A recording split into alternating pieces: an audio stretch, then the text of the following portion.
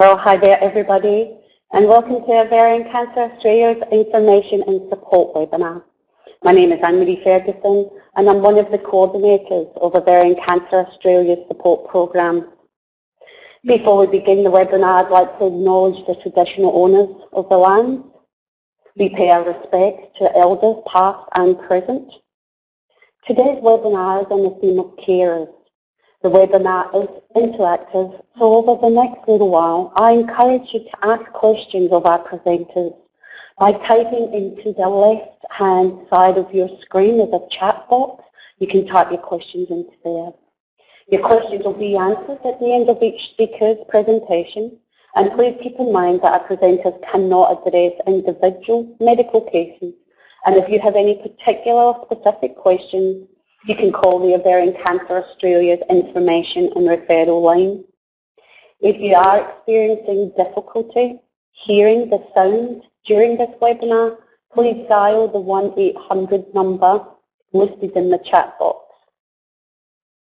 Today, we're very pleased to welcome our presenters, Sarah and Jackie Tidey and Jennifer Daddow. Sarah was diagnosed with ovarian cancer stage 3 in September 2015, aged only 47.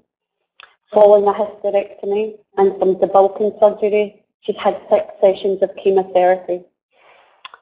Sarah's mum, Jackie, with whom she's always been close, has been a great support to her throughout treatment and since the recurrence of cancer in November last year. They both enjoyed books, art, music, movies, and spending time with friends and family. One of the positive things to come out of Sarah's diagnosis has been all of the time that they have spent together. Our other presenter, Jennifer Daddow, has extensive experience as a health and community adult educator, community development worker, and project coordinator.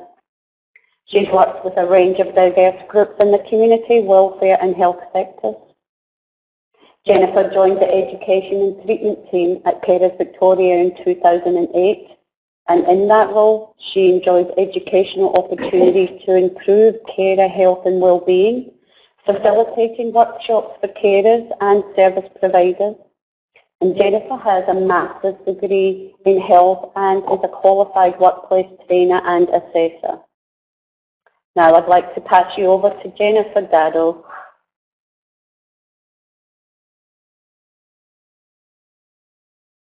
Hello, my name's Jennifer Daddow and I'm part of the Education Services at Carers Victoria. Carers Victoria is a state-wide voice for carers, for family carers. And there is a statewide voice for carers in all states and territories of Australia, so the information I'm giving is relevant no matter where you are. And at the end of the presentation, I'll give a 1-800 contact number, and that will default to your local state or territory carer service. If you are helping support someone in your life who has been diagnosed with ovarian cancer, then this presentation is for you. I'll be defining who a carer is and what they do, the effects of those extra roles and responsibilities on the carer's own health and well-being, and the supports that are available to care for the carer.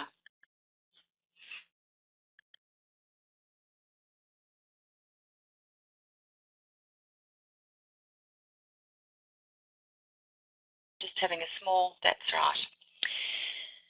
So who are carers? We know that when an illness is diagnosed in one person, its effects are also felt in the people close to that person. Different aspects, of course, but carrying their own impact. The person close by, providing support, we often call a carer. Now, you may not identify with the term carer, preferring to refer to yourself as the mother or the partner or the daughter or the son or a sibling or a friend of the person close to you who has been diagnosed with ovarian cancer. In other words, you define yourself according to your relationship. But the term carer simply highlights the additional roles and responsibilities you take on to support the person who has the illness. It's the term used in government legislation, in research, in bureaucracies like Centrelink, and when you go to Dr. Google. Although if you Google American or Canadian information, you may find the term caregiver instead. It doesn't really matter what term you use to describe yourself as a support person. The most important thing is that you recognise the extras you are taking on and that you access supports that are available for you. In your support role, you may be doing a number of things. You may be driving your family member to her appointment or her treatment. You may be an extra pair of ears at a specialist consultation. You may be helping with household responsibilities, extra cooking, maybe helping to protect the person with ovarian cancer from the less sensitive family members and friends. You may be assisting with medication, doing whatever you can to help. Probably the most valued task of all, providing emotional support, a listening ear, someone to help share the highs and lows of this illness and all its rippling effects. Love, concern, affection are often the motivating factors, wanting to reach out and express those feelings in a practical way.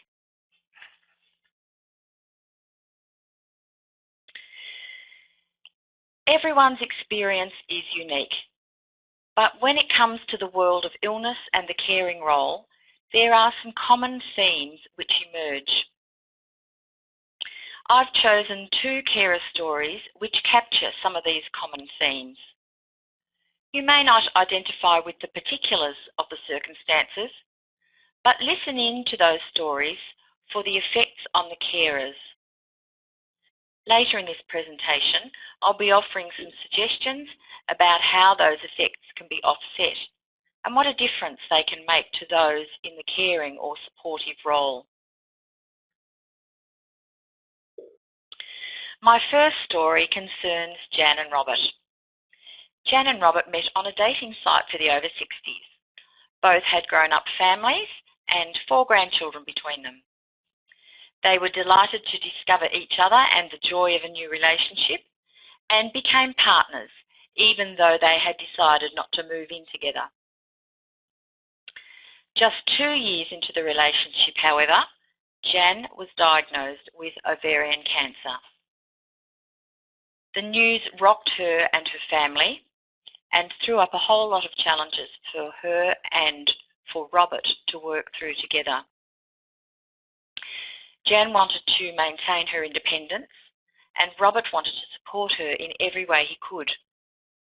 He didn't see himself as a carer and he didn't anticipate that Jan's diagnosis would affect him in quite the way that it did. After several months of travelling across 2 suburbs most days to be with Jan, Robert began to feel the strain. He'd given up his Thursday golf and his life revolved around Jan and her needs. Robert's own family, who were initially supportive of him, began to grumble that they never saw him, and Robert felt pulled in different directions. He attended to Jan's garden, did her shopping, and helped her get her financial affairs in order, as well as be her emotional backstop. By the time the first year was over, Robert was deeply tired. His blood pressure had gone up and he'd lost interest in the things which used to bring him joy, like his garden and his former golf buddies. He felt how unfair it was that this illness should affect his new relationship in the way that it had. Then he experienced terrible guilt and remorse for even thinking that way. He was also lonely, and he felt that really he had no one to talk to. He didn't want to burden Jan with his concerns and felt that his concerns were very small compared with hers. My next story concerns Mai and Quinn. Mai and Quinn were sisters, very close, and Quinn, as the older sister, had always protected Mai, especially when their parents died. Quinn's family were all grown up and not living nearby, and Mai's children were reaching the end of their teenage years. When Quinn was diagnosed with ovarian cancer, Mai went into a spin. She found it very hard to accept the diagnosis. What had Quinn ever done to deserve such an illness? And she was overcome with feelings of loss and grief. She was also angry. How could such an awful situation be happening when they'd already been through so much suffering when their parents died? In the dark months which followed, their normal relationship changed as Quinn relied heavily on Mai. Mai felt that all she did to support Quinn was what any sister would do. Quinn's husband was not really comfortable in thinking about her woman's illness and kept his usual work occupation and commitments going. But as time went by, Mai had her own issues to deal with. Her children were in the last years of their secondary education, and Mai wanted to be there to support them. Mai was often tired as she juggled all her normal responsibilities and the extras she took on to support Quinn. She used all her annual leave to be with Quinn for her treatment. She cleaned Quinn's house as well as her own. She did her washing and cooked meals and had long conversations as Quinn worked through the impact of her diagnosis. Mai didn't sleep well because of the worry. She lost weight and developed frequent headaches. Although Mai didn't see herself as a carer, we would call her one because of the extra roles and responsibilities she was taking on in supporting Quinn.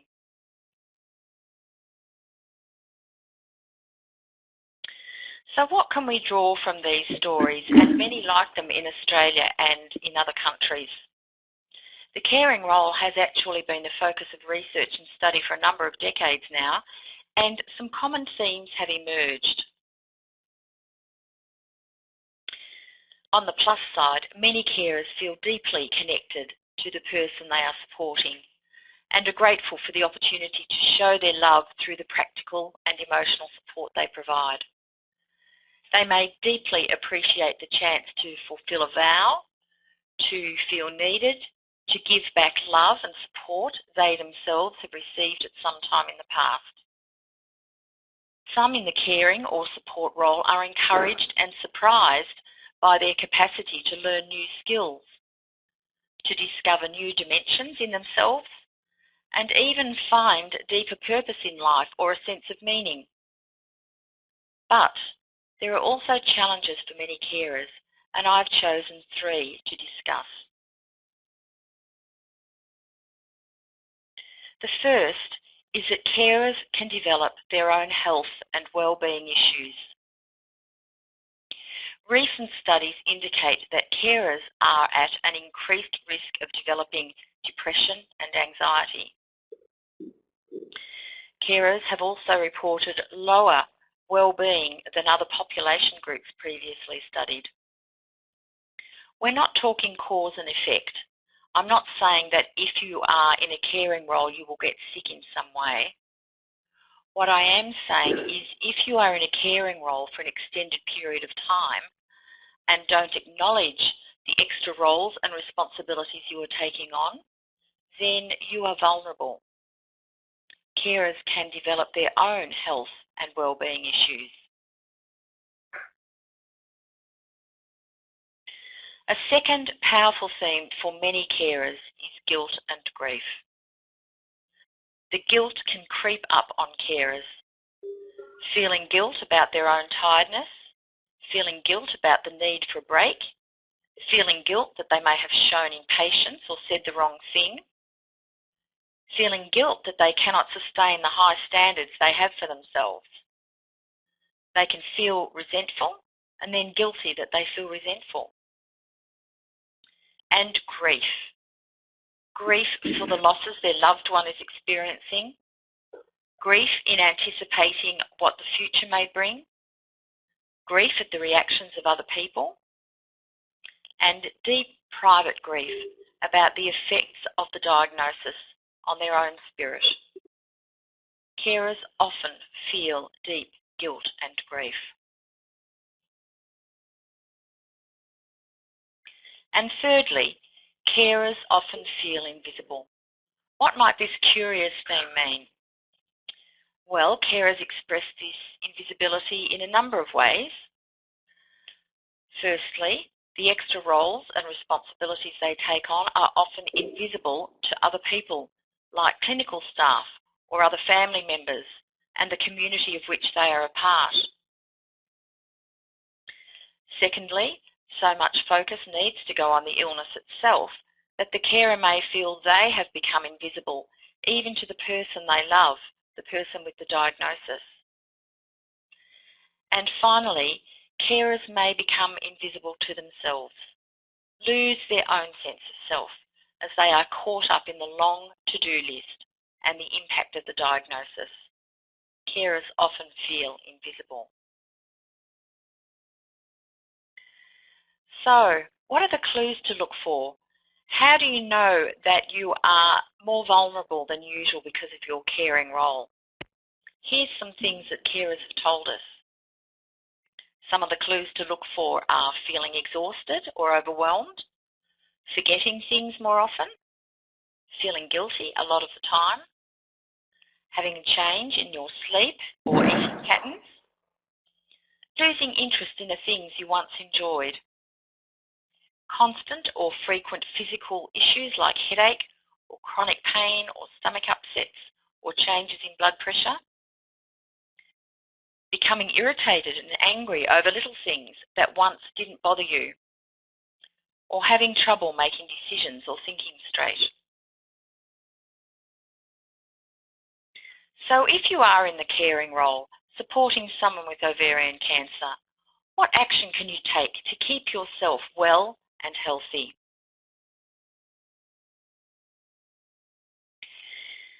Take action to ensure that you have regular breaks to recharge your battery. It's not disloyal to the one you love to have some time out, to catch up with your own friends or other family members, pursue your loved hobbies for an hour or two, or simply have a coffee on your own. Doing something separately will enable you to come back to your support role refreshed, which benefits you and the person you are supporting. So ensure you have regular breaks to recharge your battery. Take action to keep well and healthy by keeping up to date with your own health checks. Don't put off your normal GP visits, your mammogram, your prostate checks, your blood pressure checks, dental appointments and so on. The months can fly by and your own health may be suffering without you being really aware. Try and maintain daily exercise and eat well. All the things we know that are important, but which can slip through the cracks when we're busy and stressed. So take action to keep up with your own health checks. Take action to remain well and healthy by finding support for your own emotional ups and downs.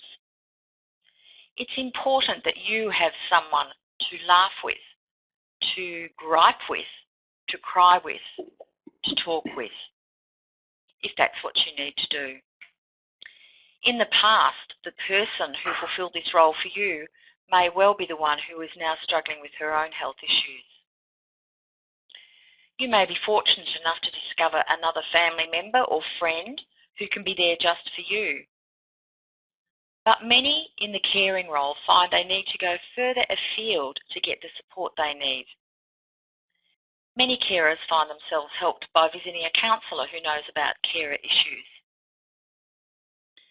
So even if counselling is something way outside your experience up till now, don't dismiss it during this crisis time. In a moment, the 1-800 number I give will be able to connect you with counselling in your own state. But however you do it, find support for your own emotional ups and downs. So now, the 1800 number, which can link you with support and information across Australia. 1800 242 636. This number will default to the Carer Association in your state or territory. It's staffed by professionals who can be a listening ear as well as link you to more ongoing supports. The call is free from a landline, and if you require an interpreter, this can be arranged. 1800 242 636. If you are helping support someone in your life who's been diagnosed with ovarian cancer, then this presentation is for you. We encourage you to remain aware of your own experience and to reach out to the supports available for you. Our wish is for the best possible outcome for all. I'm Jennifer Daddow from Carers Victoria. Well, Jennifer, I would like to give a big thanks. That was a very informative presentation. It was very well spoken and very clear in simple terms. There is a question that's been, one of our participants has texted us in. It's from Hayley. Hayley asks, Jennifer, do you have any comments on when caring causes a rift in the relationship? What if you don't agree with your loved one's medical decisions or want them to consider another treatment? Is this something that happens often?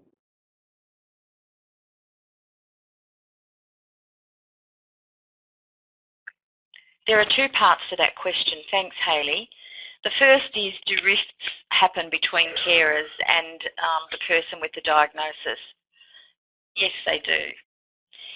In most normal families without an illness, there are cracks and hairline fractures, if you like, that in the normal course of events are no problem and everybody works around them. But when you add a significant illness and a caring role, those cracks can open right up.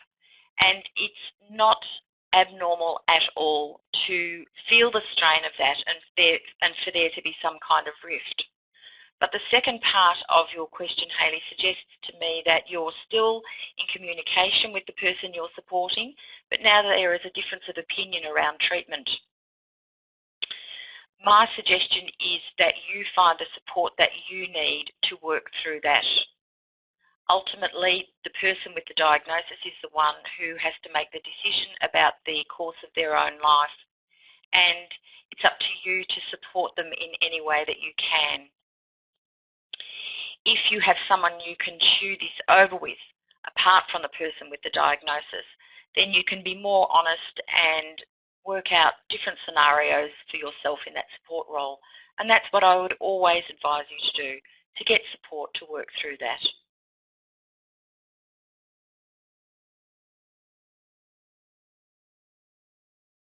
Thank you, Jennifer. That's much appreciated. Now, I would like to invite Sarah Tidey to share her story with us. Sarah. Hello, everyone. Thank you for having me here today to share my experiences. I found it very useful to hear about the carer's perspective from Jennifer. In terms of my own story, it all started back in September 2015 when I was diagnosed. Prior to my diagnosis, I'd been really well. So it all came as a bit of a bolt out of the blue. I had been going to see my GP about what I thought was something minor, and all of a sudden things escalated, and I found myself a week later going in for a complete hysterectomy and some debulking surgery. And when I emerged from surgery, I was told that I had stage 3 ovarian cancer, so it was a big shock. I then went on to have the standard first-line treatment and 6 sessions of chemotherapy. and I had a period without cancer, which was a fantastic period. We went on a holiday and celebrated and enjoyed life, and then I was disappointed to find that the cancer had returned last November. I'm actually not currently in treatment. I'm feeling really well. So my priority at the moment is to look after myself and exercise and stay well as long as I can. And at some stage I'll be needing some more chemo, but hopefully that's not for a while yet. But in terms of my response by diagnosis, I was obviously devastated. I had a fairly healthy body image. I was reasonably fit. I had a very busy life, like so many of us do. I've got 3 young kids who are all young teenagers.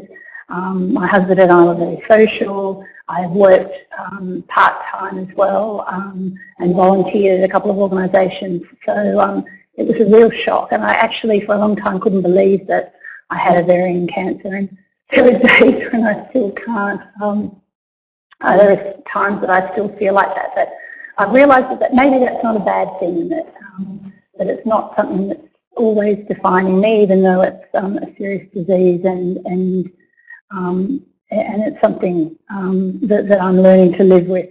In terms of support, we've been incredibly lucky. We've had a lot of support, both from our immediate family, my mum and dad, who I'm very lucky to have be fit and well, to be involved in my care, my husband and kids, and then my old friends and friends within the community that we've met through the kids' school. It's been challenging to know how to engage that support at some times, and with my mum and dad, I've felt very sad at times that they're not getting to enjoy their retirement, and instead they're having to look after me and care for me, and I've really struggled with that. But I think really the upside of that is that I have got to spend a lot more time with them in the last 18 months than I had before that, when we were all busy and leading these crazy lives. So that was good. When I was after I'd first had my surgery and I returned home, I found that I was feeling pretty terrible and knocked around by the surgery, and this was prior to starting chemo. And as everybody was informed about my diagnosis, people in our community started getting in touch and dropping around and calling and sending flowers and food, and I found all of that quite overwhelming, and I found it difficult to navigate. Some people were really affected by my diagnosis and were very emotional with me, and I found that difficult to deal with other people's emotions.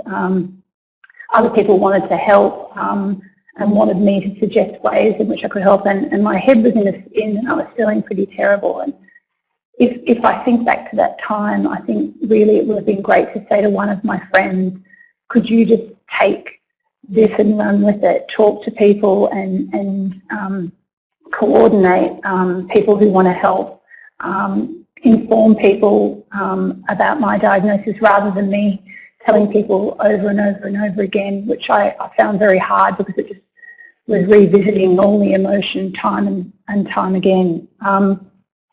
The other thing I would say is that I was very reluctant to accept help initially, and I would urge people not to be afraid to accept help. I saw myself as a very competent, confident human being, and so this diagnosis really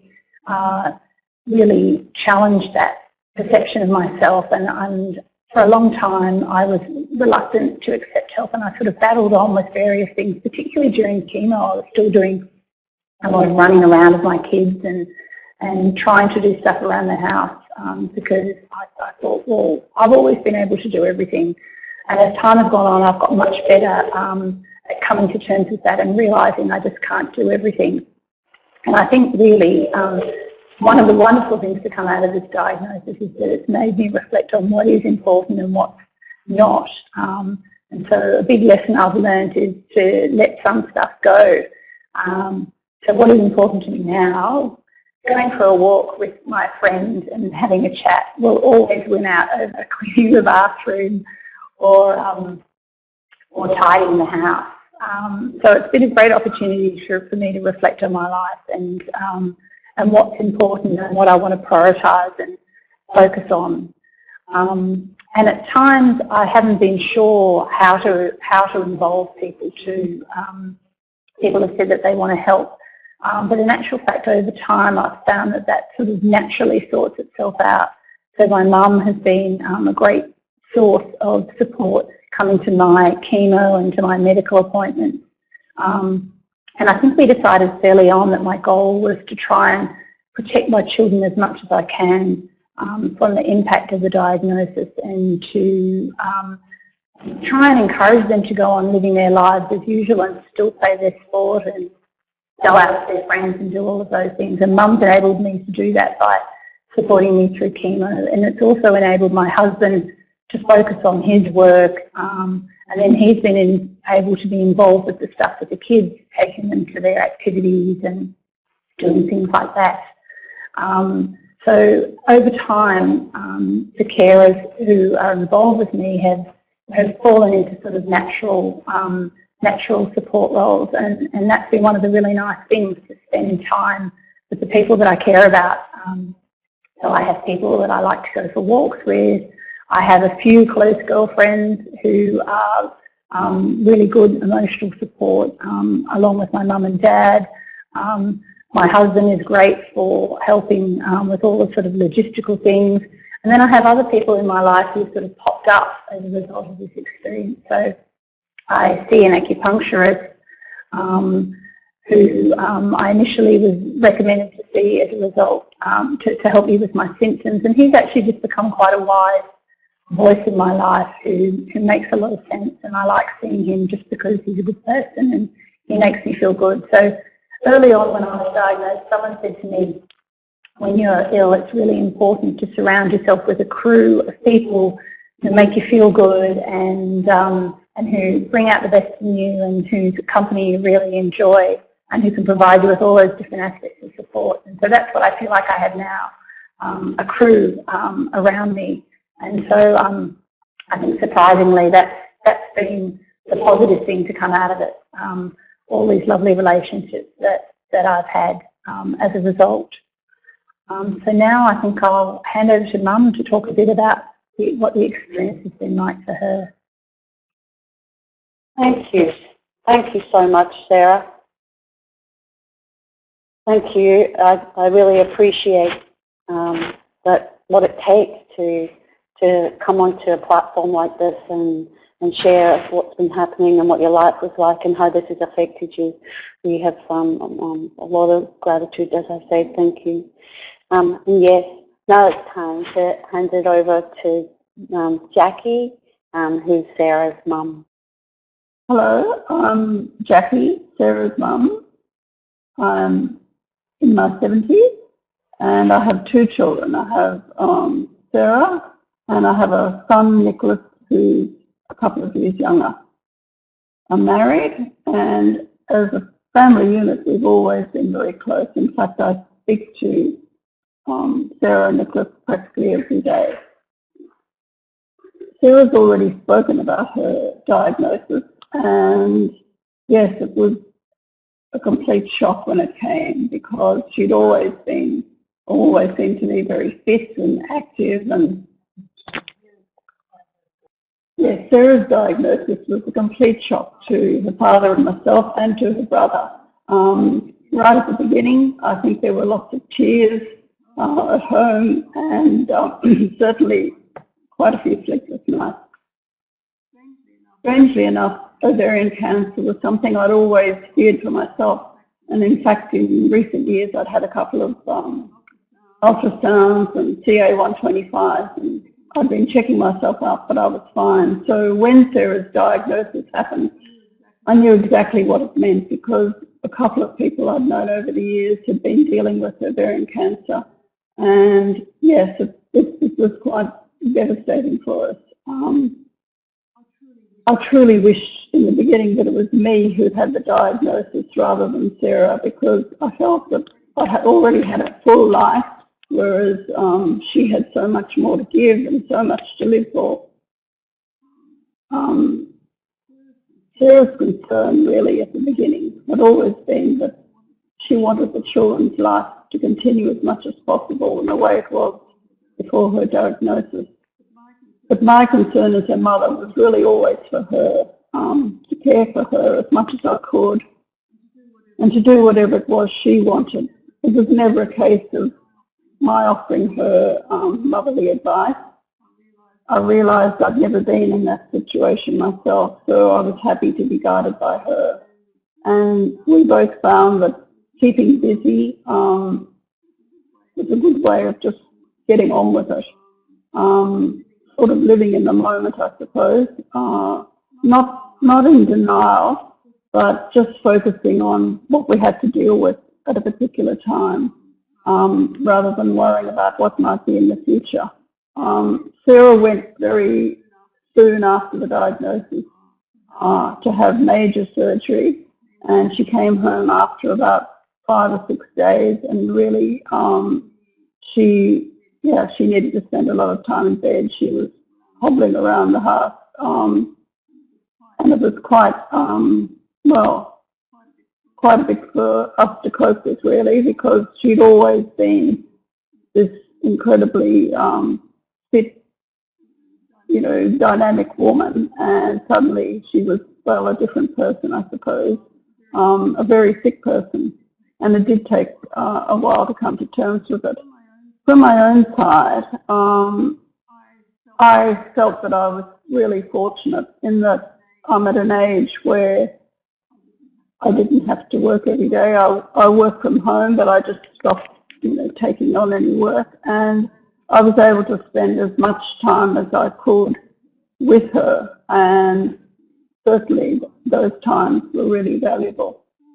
One of the things I'd also like to point out was that I haven't been Sarah's only carer. I was one of many, because her friends were absolutely, amazing. Very emotionally supportive, very physically supportive. They did a lot of driving around with the children after school. The primary school the children had attended cooked a meal every day for Sarah for a month. That was the month after she came home from having the surgery. I'd be there most evenings, and I'd open the door and there'd be someone standing outside with a fully cooked meal for 5 people. It was a really humbling experience, really, and something we'd always be incredibly grateful for. Sarah's house in those days looked like a flower shop, and really sometimes we also thought it was like a telephone call centre. So it was really very busy. But all the help she had, really, I suppose it buoyed her up with just so much love being poured out for her, but also it enabled her to just stay in bed or just lie around, and she didn't really, in that first month, really have to do much at all. In the back of our minds was always that, what lay ahead was the chemo, and as soon as she was going to be well enough, probably before she'd recovered from the surgery, chemo would start. And that's in fact what happened. I went along with her to the first chemo, and, I managed to encourage her to keep the ice cap on that was going to save her hair. It was a great challenge that day, because when they put the ice cap on you, it's very tight and uncomfortable. And for the first 10 minutes, it's almost, unbearable. But the nurses, who were marvellous, kept saying, look, persevere with it, you'll get used to it. And in fact, that's what did happen. And Sarah was really pleased that she had persevered with it. I can't praise enough the help she got there that day. It certainly made being in that chemo chair bearable, really, because we were there for hours. And at the end of the time, we drove home quite elated and relieved that, 1 down, 5 to go. And, from my point of view, it hadn't been as bad as I imagined. And I went to subsequent chemo sessions, and Sarah's friends went to some of them. And the months rolled on. In between chemos, after a couple of days of feeling pretty dreadful, Sarah began to feel more her old self. And a few months down the track, she'd healed from the surgery. And her hair had thinned in places, but she'd retained most of it, which really buoyed her up considerably. As the good weather started, and summer was coming, she began to wear a sort of jaunty hat. And eventually the children broke up from school for the summer holidays. And because she was home every day, they absolutely loved it, and so did she. And I think we all realised that, you know, there was a good life to be lived, and she was certainly determined to live it. Sarah has always been a bit of a superwoman. She does challenging work, she volunteers, she's involved in myriad ways in her local community. She's just reworked a novel she had written a couple of years back, and she's always really trying to help others. And her husband and the children are her reason to be. So the whole experience was hard in the beginning for her and for her father and myself, to see her after surgery, hunched over and very tired. And it did take a while to come to terms with it. But the situation absolutely stopped us in our tracks, and it gave us time to talk about, you know, how she wanted to go ahead with this. And really what she always wanted was for the house to just sort of, you know, keep running as it always had, and the children to be as unaffected as possible. And really that's been the pattern of Sarah's experience with this cancer. It has changed her life, and it's changed all our lives in a way, not for the better, but it hasn't been all that bad. It's made her, I'd say, more reflective. It's sorted out who matters to her and what matters at all in all the hundreds of experiences that happen to her every day. I think she's more decisive now. She's probably a bit tougher. And she's honed her wicked sense of humour about the less attractive aspects of her situation. She does a good line in black humour. She's doing everything she can to be healthy and positive. She does exercises, she goes to physios, she goes to acupuncturists, she's stopped drinking alcohol, she's changed her diet, she's doing, you know, she's surrounding herself with positive people and positive experiences. She's grabbing life by the throat and living it as well as she can. And she's been incredibly strong, and psychologically and physically. And I guess in a way she's made it easy for people to be involved in her life while she's been ill and while this is happening to her, because she's been very open and welcoming, but at the same time not too revealing and not burdening people with it. And all her friends have been amazing and have stuck by her. So it's 18 months now since the first diagnosis, and the children are teenagers, and slowly they've become more aware of their mother's help and are being considerate and helpful. And I think the fact that they were protected in the beginning has been quite good in a way, because it's something that slowly dawned on them rather than sort of, you know, being hit with the situation right in the beginning. And when Sarah needs more treatment again, I think they'll be able to cook a meal and keep things ticking over at home. And they realise that even though she's a bit tired and not feeling 100%, that she doesn't want what's happening to her to dominate their lives. They always have her encouragement to get out there and enjoy their young lives. Sarah has tried hard not to allow her illness to define who she is, and also to protect her family as much as possible from suffering because she is ill. And as a mother, I'll be there to listen and to help her as long as I'm able, and I'm hoping that's for a long, long time.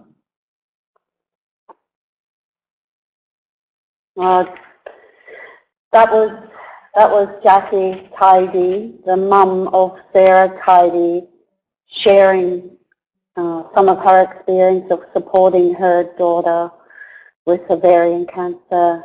And that testimonial, Jackie, that you just gave to your beautiful daughter is actually testimony to you as a mum, I believe. Thank you so much. That was really beautiful. Could I ask a question? One of our participants has typed in a question. She's asked us, Jackie, can you tell us what helped you to cope with what was painful for you emotionally? Did you have people you could talk to when it became really difficult? Well, I always had my husband, but my friends too were very solicitous of me. And in fact, people were cooking for me as well and dropping off, things they'd made. Somebody actually made me a Christmas cake at Christmas time because they knew I wouldn't have time. I go to meditation, I go to yoga, and those two things helped also.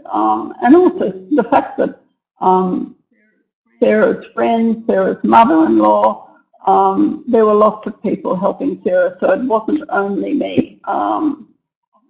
Obviously I was deeply emotionally involved with her, but she did have lots of help, and that's what helped me too. I didn't do it 24/7, I obviously couldn't at my age, but there were a number of factors, I suppose, but I tried to pace myself because I knew that, well, we could be in for the long haul.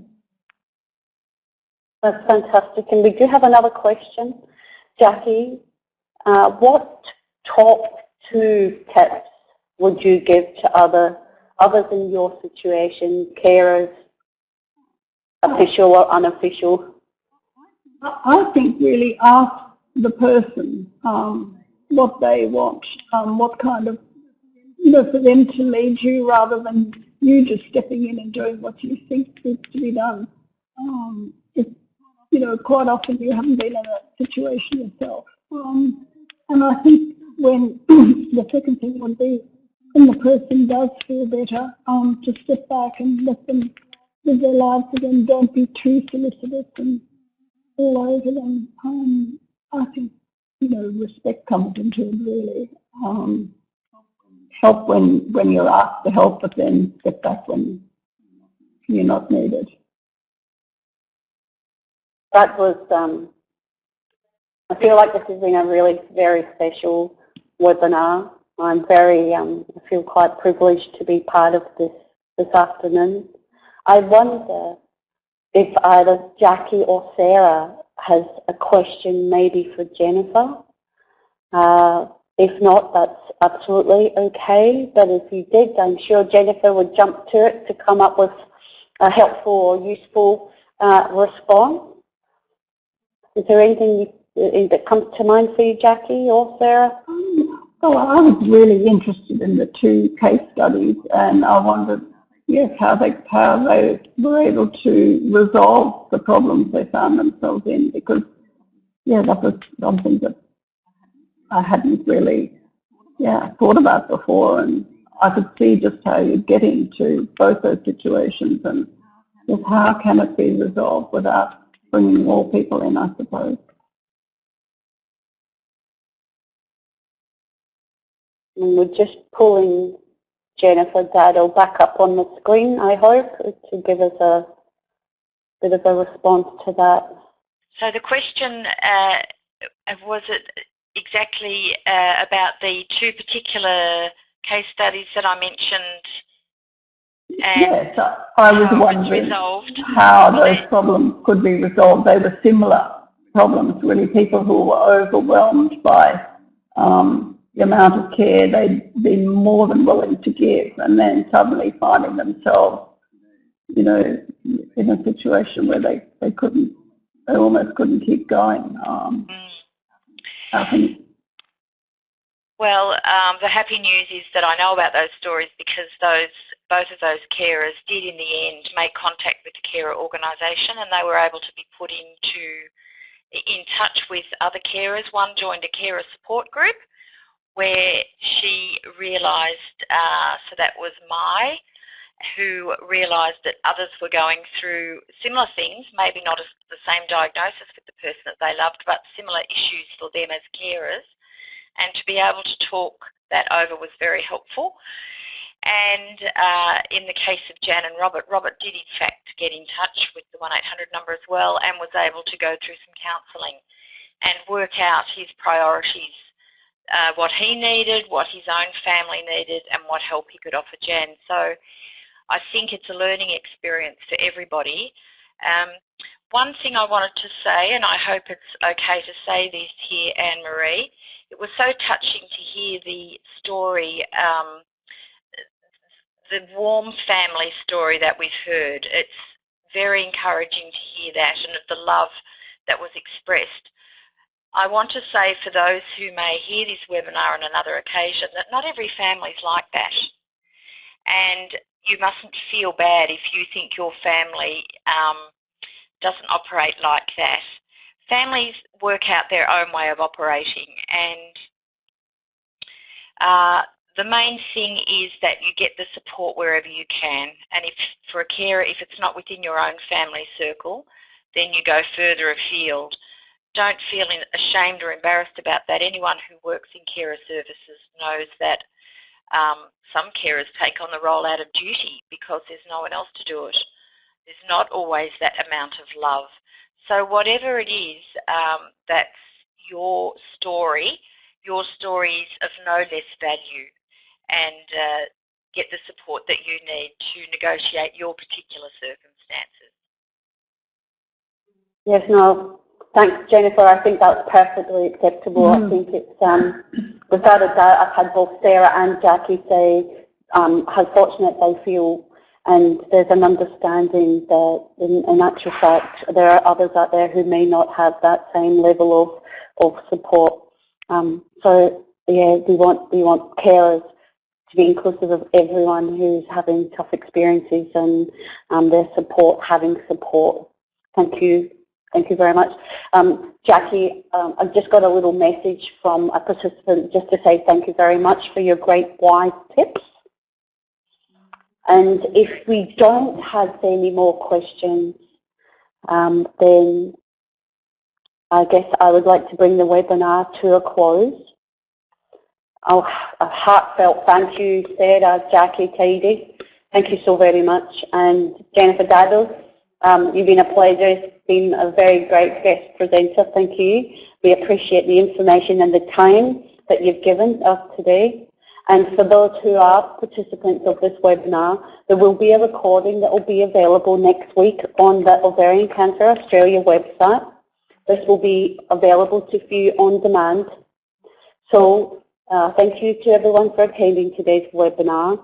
Feedback on your experience with this webinar is really important to us here at Ovarian Cancer Australia. We use your feedback to improve our programs and services. If you could please stay logged in to take a very short online survey that you will be redirected to now. Thank you, everybody, and we'll see you at the next webinar.